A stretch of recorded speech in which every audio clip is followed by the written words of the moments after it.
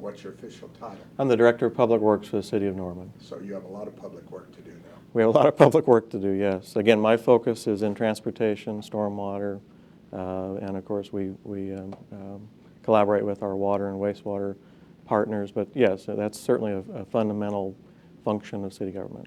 Well, in this interview, I've been trying to help by going around and talking to people, finding out what they think about the coming election for the bonds for improvements on the 28th of August, that we hope people will vote and come out and vote. One of the questions that comes up is why these 8 projects? Sure, appreciate that. Well, again, like you said, the work of city government's never done, but I think in recent 3 years, the city council has been listening to citizens through really a couple surveys that were done. A survey in 2009 and again one last December, focused on transportation and stormwater. And basically the message was pretty consistent and clear in both cases from the citizens. And they said, listen, we want you to focus on 3 things. Maintain our streets better, maintain and improve our streets better, deal with the congestion. They're feeling lots of traffic congestion around Norman.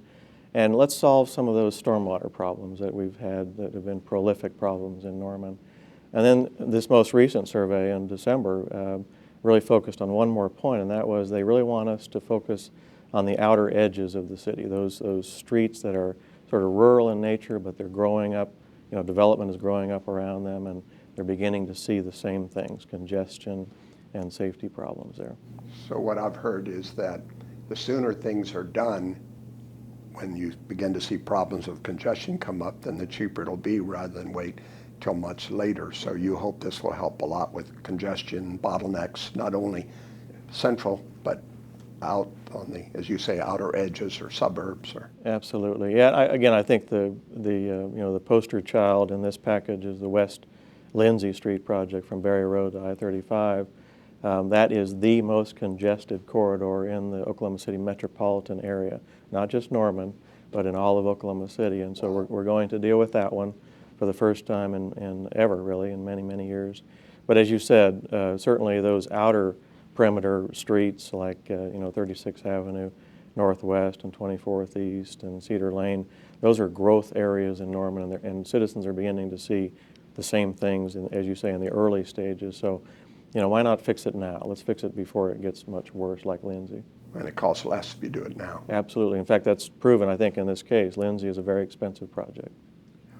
What about traffic safety? I gather, I've heard that there have been a lot of accidents, even we're number 1 in some of the areas. Absolutely. Again, West Lindsay, I hate to keep going back to that, but West Lindsay Street has an accident rate higher than anything else in the city. This is, again, from Berry Road to I-35. We're seeing traffic accidents there 3 times the national average, which is just really unacceptable. And that means that, I think most of us know that. We see the accidents, our loved ones have probably been involved in it, our friends have been involved in it. And it's just, again, the function of that congestion and a poorly designed roadway for all of that traffic. And so addressing that is important to us. But again, we're seeing it on those outer perimeter roads as well. We're seeing more accidents on those rural roads where, again, the traffic is increasing and they're driving on a road that was really intended for a rural environment as opposed to an urban setting like we have there now. Our little town is becoming a city and moving out. It is, we are, and again, we're a big city anymore, and with that comes these kinds of issues, traffic and congestion. Well, of course, one of the issues a lot of people notice for a lot of reasons is the flooding at Lake McGee. Mm-hmm. Is that really going to be fixed at last? Yeah, I get that question a lot, are we really going to fix Lake McGee? And absolutely the answer, if this were favorable in August, we will absolutely fix Lake McGee. It's a very big drainage problem and a very big solution and an expensive solution, but we are going to address it completely for the first time ever. We've talked about that for 40 years in Norman and just have never been able to do that. But again, flooding is sort of embedded in all of these projects. We've got 2 major bridge projects. These are our 2 worst bridges in Norman, one on West Main Street and one on Franklin Road. And again, Brookhaven Creek floods at that bridge and Little River floods at the other bridge. And it's not just flooding, it's about public safety. When that's happening, you can't get to those neighborhoods on West Main Street or to those assisted living facilities there or on Franklin Road, it's access to Moore Norman Technology Center. You know, the notion of having those roads closed for hours or days at a time is just unacceptable anymore. It's time to fix it. Also, there's a safety. Some people have had to be rescued from Lake McGee, I think. Absolutely, we have had that, and I appreciate that. And in addition to that, these are major roadways where our ambulances and fire trucks expect to be able to drive all of the time, 24/7. And there are times when they just literally can't maneuver that roadway. I gather it would have cost about $5 million in '88, but because it was never done then, now it's 6 times as much. Certainly about 3 times as much, 3 or 4 times as much. But yes, it's never going to be cheaper to fix these issues, and probably never a better time in most of the cases. I hear people say that if we do this now and vote on it, that we'll get about $47 million or so in federal funds that will be able to, so we can do the whole project. Right. Well, again, this is an $89 million estimated cost for these 8 projects. The bond election is $42.5 million. That's what they're voting on August 28th, which means that there's more than half of the cost of the projects will be paid, we believe, by federal transportation funds. Again, these are the funds that you and I pay at the gas pumps. Those dollars go to Washington, D.C., and they're distributed back to the states on a formula basis. Norman has been using this funding for 20 or 30 years very successfully. The Robinson Street underpass was just built with federal transportation funds. So we've looked carefully at these projects, and we think they're all eligible for that funding. We think we're going to compete well in the Oklahoma City metro area with projects in Oklahoma City and Edmond and elsewhere. And yes, we feel very confident that we will match dollar for dollar the bond funds with federal transportation. Where's our part coming from? The city council has proposed this to be a property tax-based bond issue, meaning that it is a 20-year bond debt financing. I'm not a finance guy. I'm an engineer, but I would tell you as I've listened to the debate, this is projected on a $100,000 home in Norman. If approved, they would pay $3 more per month in property tax than they're paying today, and that would pay for all of the local share of the projects. I gather that's about 2/3 or so of the people would be around that $30 to $40. That's exactly right. A little over 2/3 are in that range. We did that survey recently where the city council was having that discussion. Well, how many of the property owners would be in that range?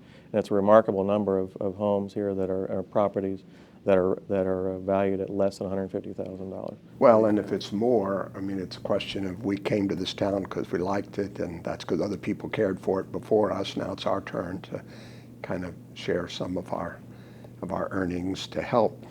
How can we be assured that those funds won't be diverted anywhere else? Well, again, the essence of this election is that if approved, these funds must be used for these 8 projects. It cannot be diverted to some other city government purpose. And again, the track record is clear. We did this in 2005, very similar program, not quite as large, but all of those funds went to projects like the underpass on Robinson Street or East Lindsay Street and so on. And in fact, we came in under budget and really ahead of schedule. So I think, the city council is very comfortable doing that again and committing to these dollars being used for this transportation package only. What's the timetable? When's all this going to be done? Very ambitious. We believe we can deliver here, but it's a very ambitious 6-year program. The last project would be constructed in 2018, the first project in 2013. So literally within 6 or 8 months of the election, that first project on Cedar Lane Road would be under construction. And then we kind of phase it in with each project. Part of that is we need time to plan the projects, but we also need time to generate those federal funding sources. They come on an annual basis. Probably the most key part of that whole thing is that Lindsay Street must occur in 2016 because that is the year that ODOT is going to replace the interchange at I-35.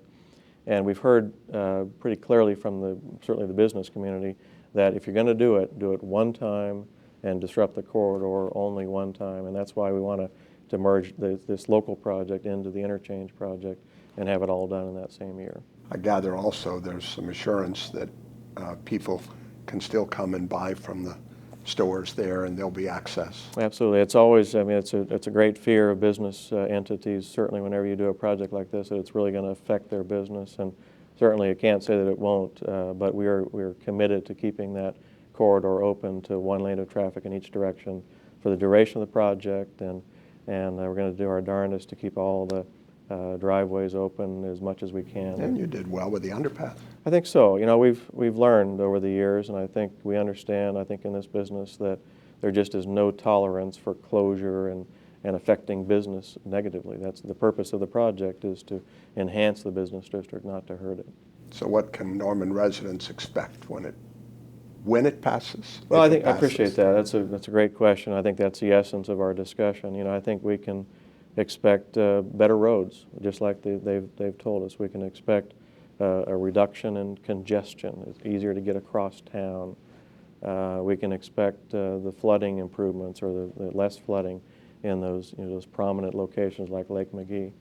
And finally, I think we can expect a very conscientious leveraging of funds that we sent to Washington, D.C., coming back to Norman to use for the purpose they were intended, and that is street and drainage improvements. Sound like we have a great opportunity. I think so. I hope that people will get out and vote. Me too. Thanks, Shawn. Thank you.